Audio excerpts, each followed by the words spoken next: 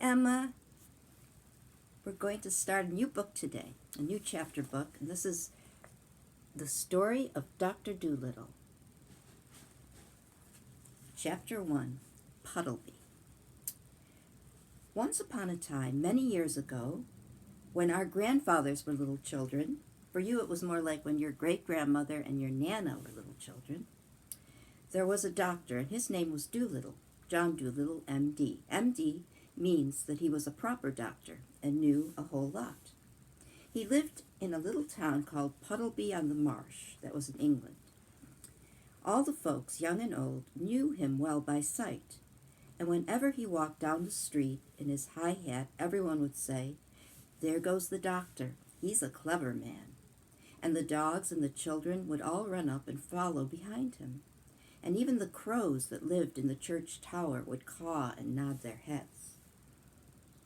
The house he lived in on the edge of the town was quite small, but his garden was very large and had a wide lawn and stone seats and weeping willows hanging over it.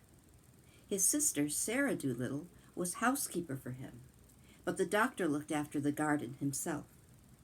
He was very fond of animals and kept many kinds of pets. Besides the goldfish in the pond at the bottom of his garden, he had rabbits in the pantry, white mice in his piano, a squirrel in the linen closet, and a hedgehog in the cellar.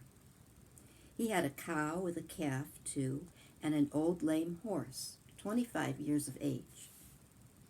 Had chickens and pigeons and 2 lambs and many other animals.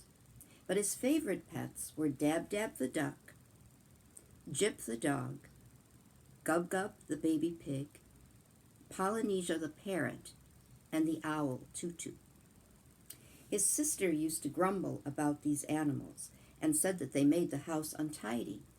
And one day when an old lady with rheumatism came to see the doctor, she sat on the hedgehog who was sleeping on the sofa and never came to see him any more, but drove every Saturday all the way to Oxenthorpe, another town 10 miles off, to see a different doctor. This is a picture of, you see the porcupine on the couch, and see the lady there's Dr. Dolittle, and there's the lady leaving because she's mad. She sat on the porcupine.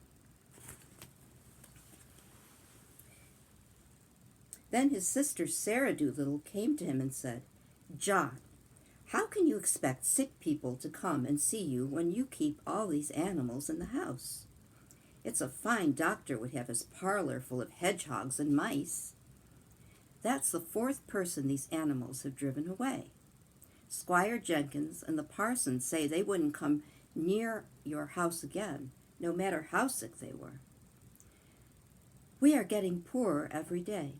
If you go on like this, none of the best people will have you for a doctor." "But I like animals better than the best people," said the doctor. "You are ridiculous," said his sister, and walked out of the room. So as time went on, the doctor got more and more animals, and the people who came to see him got less and less, till at last he had no one left except the cat's meat man. I guess the cat's meat man is the one who sells cat food, right? The cat's meat man, who didn't mind any kind of animals. But the cat's meat man wasn't very rich, and he only got sick once a year at Christmas time, when he used to give the doctor 6pence for a bottle of medicine.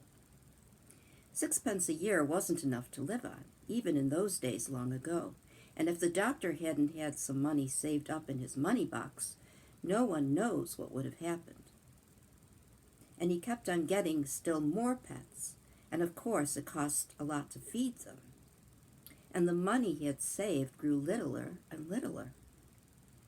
Then he sold his piano and let the mice live in the bureau drawer, because remember the mice were living in the piano.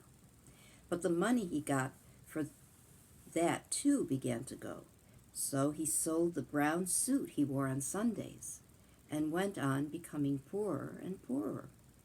And now, when he walked down the street in his high hat, people would say to one another, "There goes John Dolittle, M.D. There was a time when he was the best-known doctor in the West Country. Now look at him. He hasn't any money, and his stockings are full of holes. But the dogs and the cats and the children still ran up and followed him through the town, the same as they had done when he was rich. Chapter 2. Animal Language. It happened one day that the doctor was sitting in his kitchen talking with the cat's meat man, who had come to see him with a stomach ache. "Why don't you give up being a people's doctor and be an animal doctor?" said the cat's meat man.